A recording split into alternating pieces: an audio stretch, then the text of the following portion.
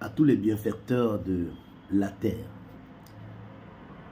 à toutes les âmes sensibles aux besoins et à la souffrance d'autrui.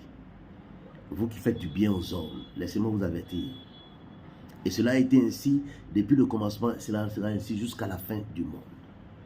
Quand quelqu'un est en train de souffrir et que vous aidez la personne à sortir de cette souffrance, lorsque la personne aura un problème demain, cette personne va t'accuser de l'avoir sorti de là où il était.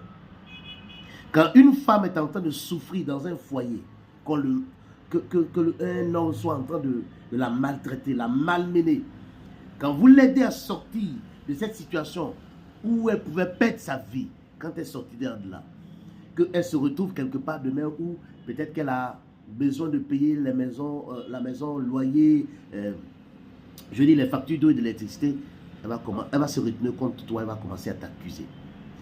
C'est ce qu'Israël a fait à Moïse. Ils ont dit, dans Nombre chapitre 16, le verset 13, voici ce qu'ils disent.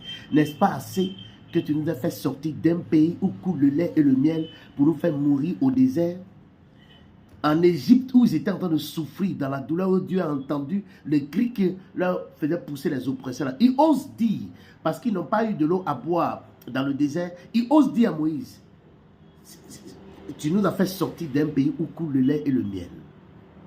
Quand vous faites du bien à une personne, quand vous sortez quelqu'un de son problème, vous sortez d'une personne d'une situation très compliquée, difficile dans laquelle il se battait.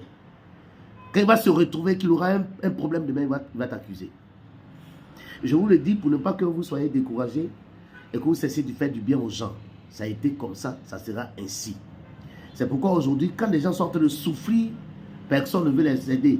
Parce que quand tu les aides et que tu les fais sortir de là, tu deviens leur bourreau demain.